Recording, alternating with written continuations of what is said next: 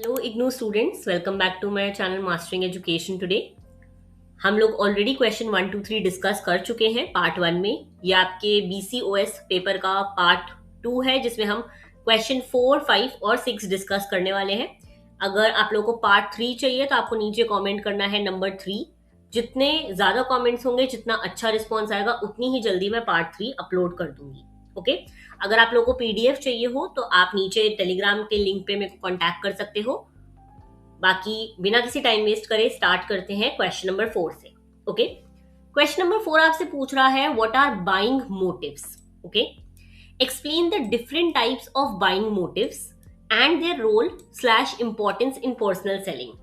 देखो, एक ही क्वेश्चन के अंदर फिर 3 क्वेश्चन है कि बाइंग मोटिव्स क्या होते हैं, इसके डिफरेंट टाइप्स एक्सप्लेन करने हैं, साथ ही साथ क्या इसका रोल है पर्सनल सेलिंग में। ओके देखो, अगर मैं तुम्हें बहुत ही सिंपल लैंग्वेज में समझाऊं तो हर कस्टमर के पास प्रोडक्ट खरीदने का कोई ना कोई रीजन होता है। ऑब्वियसली हम लोग, जैसे कि एक मिडिल क्लास इंसान क्या करता है, उसके पास बहुत सारा पैसा तो है नहीं, तो जब उसको जिस चीज की नीड होती है वो उस टाइम पे वो खरीदता है ना। लेकिन कोई लोग होते हैं जो स्टेटस के लिए खरीदते हैं, कोई लोग होते हैं जो क्वालिटी के लिए खरीदते हैं, और कोई होते हैं जो कंफर्ट के लिए। यही जो सारे रीजंस होते हैं उन्हें हम बाइंग मोटिव्स कहते हैं। बेसिकली आप कोई चीज क्यों खरीद रहे हो, उसके पीछे क्या रीजन है, उसको हम बाइंग मोटिव कहेंगे। ओके अगर हम इसकी मीनिंग की बात करें तो बाइंग मोटिव वो रीजंस, नीड्स या फिर डिजायर्स होते हैं जो कस्टमर को परचेज करने के लिए मोटिवेट करते हैं। ओके कोई भी ऐसा रीजन जिसकी वजह से आप सोचते हो कि हाँ मुझे ये चीज खरीदनी चाहिए। ओके देखो, एग्जाम्पल के तौर पे 2 लोग सेम बाइक खरीदते हैं।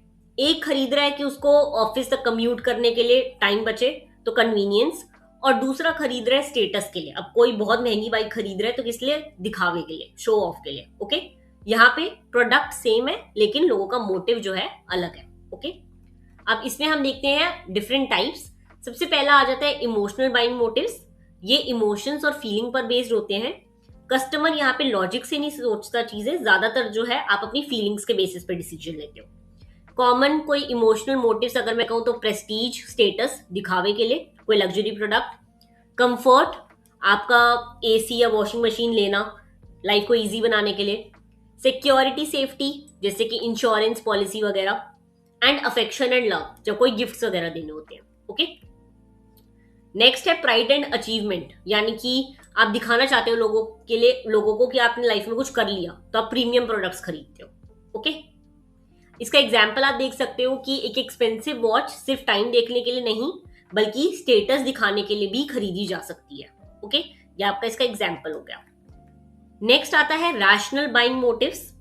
ये बेसिकली लॉजिक और प्रैक्टिकल थिंकिंग पर बेस्ड होते हैं। जब आपको किसी सामान की जरूरत होती है, नीड होती है। ओके जैसे कि क्वालिटी, आप कोई चीज खरीदते हो कि हाँ ये रिलायबल है, जैसे कि आप समझ लो गाड़ी खरीद रहे हो तो आप उसकी क्वालिटी देखोगे, क्या फीचर्स हैं, सब कुछ मेरे बजट में है, क्या है, कि मैं कहीं दूर ट्रैवल करूं तो एवरेज कैसी है, ये सब।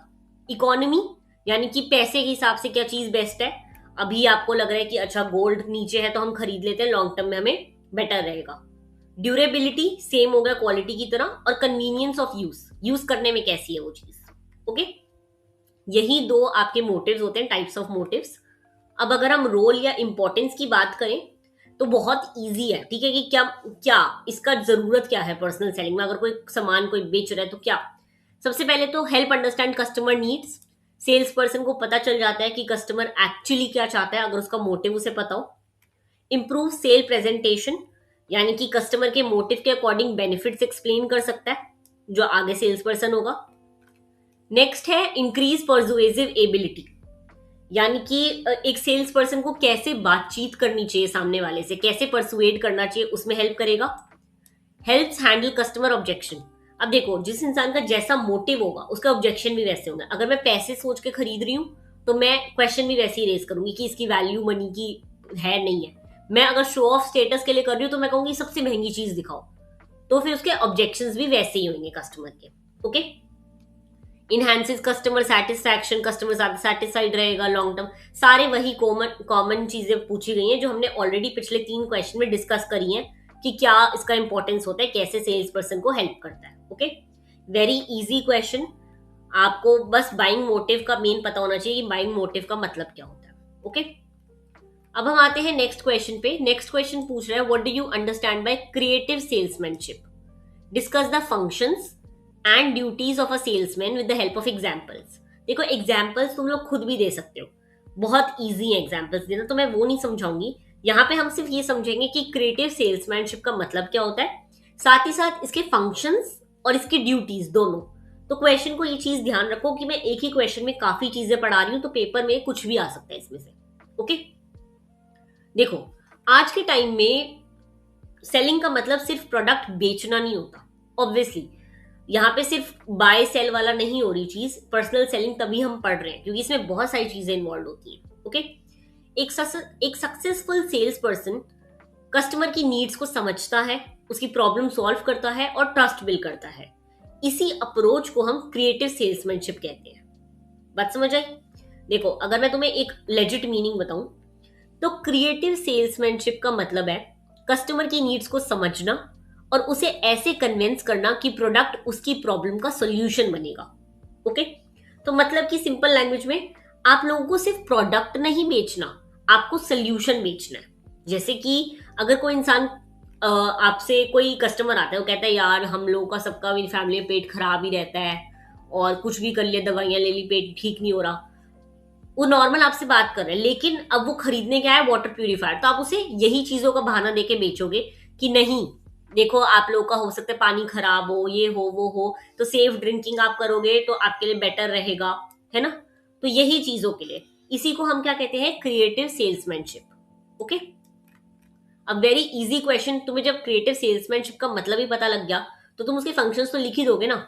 इसके देखो सबसे पहला आ जाता है आइडेंटिफाई प्रोस्पेक्टिव कस्टमर्स, यानी कि आप लोग आगे कैसे कस्टमर्स के साथ डील करोगे आपको वो पता लग जाएगा। ठीक है, क्रिएटिंग डिमांड, कस्टमर में प्रोडक्ट के लिए इंटरेस्ट क्रिएट करना, आप उसको समझाओगे कि इसके और फीचर्स क्या है सब कुछ।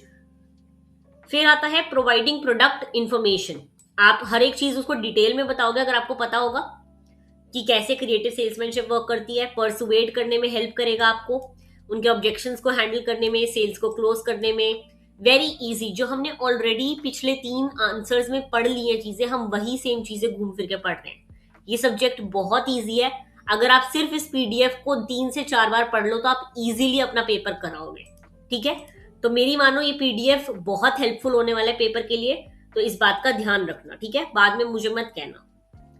अगर हम ड्यूटीज देखें सेल्समैन की, तो ड्यूटीज क्या होती है, एक सेल्समैन अच्छा सेल्समैन कब कहलाएगा, जब उसको कस्टमर की नीड्स के बारे में पता हो। ओके, उसको प्रोडक्ट की नॉलेज अच्छे से हो, वो उसको पता होगी इसके फीचर्स वगैरह क्या है, कस्टमर का रिलेशनशिप बिल्ड करना आता हो, उसको ट्रस्ट बिल्ड करना आता हो, कम्युनिकेशन अच्छे से करना आता हो। ओके, रिप्रेजेंटिंग द ऑर्गेनाइजेशन, वो जिस कंपनी का प्रोडक्ट बेच रहा है उसे उस कंपनी के बारे में सब कुछ अच्छे से पता हो। ओके, कलेक्टिंग मार्केट इन्फॉर्मेशन, यानी कि उसको पता हो कि मार्केट में क्या ट्रेंड्स चल रहे हैं, क्या मेरे कॉम्पिटिटर है, मैं कैसे अपने प्रोडक्ट को और बेटर कर सकता हूँ। ओके, सेल्स टारगेट अचीव करना, वेरी वेरी इंपॉर्टेंट पॉइंट, एक नया पॉइंट आया यहाँ पर। यानी कि आप लोग देखो क्या कर सकते हो, एक सेल्समैन का रिस्पॉन्सिबिलिटी यही होता है, जितने भी होते हैं आगे, कि वो लोग जो है अपनी सेल्स का टारगेट पूरा करें। उनको एक सेल्स का टारगेट दिया जाता है कि आपको जरूरी है टारगेट पूरा करना, है ना, तो वो अचीव कर लेते हो जब आप, तो ही आप एक सक्सेसफुल सेल्समैन बनते हो। तो ये बहुत इंपॉर्टेंट पॉइंट है। फिर आता है फॉलोइंग एथिकल प्रैक्टिसेस, यानी कि आप ऑनेस्टली कस्टमर्स के साथ डील कर रहे हो, कुछ भी झूठ नहीं बोल रहे। ओके, तो this is also very important. तो इजी क्वेश्चन था, इसमें इतना कुछ नहीं है, तुम सिर्फ हेडिंग्स भी पढ़ लोगे तो भी इनफ रहेगा पेपर के लिए। ओके, अब हम आते हैं नेक्स्ट क्वेश्चन पे। नेक्स्ट क्वेश्चन आपसे पूछ रहा है explain the meaning and importance of sales presentation and demonstration, discuss the steps involve in sales presentation and demonstration. Very easy, हमने ऑलरेडी याद है अप्रोच, प्री अप्रोच, ये सब पढ़ा है ना, उसी से रिलेटेड है, ये बहुत इजी क्वेश्चन है। देखो पहले तो पूछ रहा है कि मीनिंग और इंपॉर्टेंस बताना है सेल्स प्रेजेंटेशन एंड डेमोन्स्ट्रेशन का, फिर इसके स्टेप्स बताने कि कैसे हम ये करते हैं। देखो कस्टमर को प्रोडक्ट बेचने के लिए सिर्फ उसके फीचर्स बताना काफी नहीं होता, कस्टमर को यह भी दिखाना पड़ता है कि प्रोडक्ट काम कैसे करता है और उसकी प्रॉब्लम का सोल्यूशन कैसे बनेगा। ऑब्वियसली जब आप एक नया लैपटॉप लेते हो, नई गाड़ी लेते हो, तो सिर्फ आप फीचर्स नहीं जानते, टेस्ट ड्राइव करते हो ना, गाड़ी लेते हो, तो यही यहाँ पे बात हो रही है। ठीक है, इसीलिए सेल्स प्रेजेंटेशन और सेल्स डेमोन्स्ट्रेशन बहुत इंपॉर्टेंट होते हैं। बाकी अगर हम इसका मीनिंग देखें तो सेल्स प्रेजेंटेशन का मतलब होता है जब सेल्स पर्सन कस्टमर को प्रोडक्ट के फीचर्स, उसके एडवांटेजेस और बेनिफिट्स एक्सप्लेन करता है तो उसे हम सेल्स प्रेजेंटेशन कहते हैं। वहीं सेल्स डेमोन्स्ट्रेशन, जैसे कि आप जब सेल्स पर्सन प्रैक्टिकली प्रोडक्ट चलाकर दिखाता है कि वो कैसे काम करता है तो उसे हम सेल्स डेमोन्स्ट्रेशन कहते हैं। ओके, दोनों में डिफरेंस आ सकता है, दोनों के अलग से भी क्वेश्चन आ सकते हैं, तो ये चीज आप ध्यान रखेंगे। ओके, अब हम इसके इंपॉर्टेंस देखते हैं। देखो, जब मैं गाड़ी चला के देखूंगी तो मेरा ज्यादा इंटरेस्ट बनेगा ना, मैं गाड़ी चला के देख रही हूँ, मुझे पता लग रहा है कि अच्छा मैं कैसी लग रही हूँ गाड़ी चलाते हुए, या मेरा कितना हाथ बैठ रहा है ड्राइव करते हुए, तो एक कस्टमर का इंटरेस्ट ज्यादा बिल्ड होता है। ओके, प्रोडक्ट के बेनिफिट जो है ज्यादा अच्छे से पता लगते हैं, कस्टमर का कॉन्फिडेंस बिल्ड होता है। ऑब्वियसली जब मैं एक गाड़ी चला के देखूंगी तो मुझे लगेगा कि हाँ ये मेरे से अच्छे से चल रही है, तो मेरे में कॉन्फिडेंस आ जाएगा। ओके, कस्टमर के जितने भी डाउट्स हैं वो आप बेटर समझा पाते हो। इम्प्रूव्स परसुएशन, यानी कि आप बेटर जो है उसको डेमोन्स्ट्रेट करके ज्यादा अच्छे से कन्विंस कर पाओगे। आपकी सेल्स इंक्रीज होगी क्योंकि आप डेमोन्स्ट्रेट करके भी दिखा रहे हो। ओके, अब आ जाते हैं स्टेप्स इन्वॉल्व। स्टेप्स इन्वॉल्व में देखो वही आ जाता है, सबसे पहले प्रिपरेशन। आपको मीटिंग से पहले प्रोडक्ट और कस्टमर के बारे में प्रॉपर प्रिपरेशन करके जाना होता है, पता होना चाहिए आपको। गेनिंग कस्टमर अटेंशन, कस्टमर का अटेंशन अट्रैक्ट करना, रेलेवेंट क्वेश्चन पूछना कि क्या आपको ऐसा फीचर चाहिए, क्या आपको ऐसा फीचर नहीं चाहिए, तो ये चीज। Presenting product features and benefits, product के फीचर्स और उनके बेनिफिट्स एक्सप्लेन करना। जैसे कि आप कोई भी गाड़ी बेच रहे हो तो आप ये बताओगे ना कि अच्छा एवरेज इतना है, इसमें ऐसे टायर्स हैं, अलॉय व्हील्स हैं, ये सब, क्योंकि यही चीजें जो है गाड़ी में एक सबसे ज्यादा इंपॉर्टेंस रखती हैं। ओके, डेमोन्स्ट्रेटिंग द प्रोडक्ट को प्रैक्टिकली यूज करके दिखाना। ऑब्वियसली जब आप कोई स्मार्टफोन वगैरह खरीदते हो तो आप उसको यूज करके देखते हो, अच्छा कैमरा क्वालिटी कैसी है। इसीलिए जितने भी शोरूम्स देखो एप्पल के होते हैं, वो लोग आपको प्रोडक्ट यूज करके देखने देते हैं, क्योंकि उसी से जो है सेल्स इंक्रीज होती है। ओके, एनकरेजिंग कस्टमर पार्टिसिपेशन, आप कस्टमर को भी प्रोडक्ट ट्राई करने के लिए कहते हो, उनके क्वेश्चन बेटर हैंडल करते हो, आप सेल के टारगेट की तरफ बढ़ते हो। वही सेम घूम फिर के वही क्वेश्चंस हैं, बहुत इजी हैं। ओके, तो यहाँ पे देखो आज हमने बहुत ही जल्दी, आई गेस लगभग 10-15 मिनट में हमने 3 क्वेश्चन डिस्कस कर लिए। बहुत ही इजी क्वेश्चंस हैं। अगर आपको थर्ड पार्ट चाहिए तो आप नीचे कमेंट करोगे 3। साथ ही साथ अगर आपको पीडीएफ चाहिए तो आप नीचे टेलीग्राम के चैनल के लिंक पर मेरे से कॉन्टैक्ट कर सकते हो। बाकी all the very best for your exam. मिलते हैं नेक्स्ट वीडियो में। Thank you so much.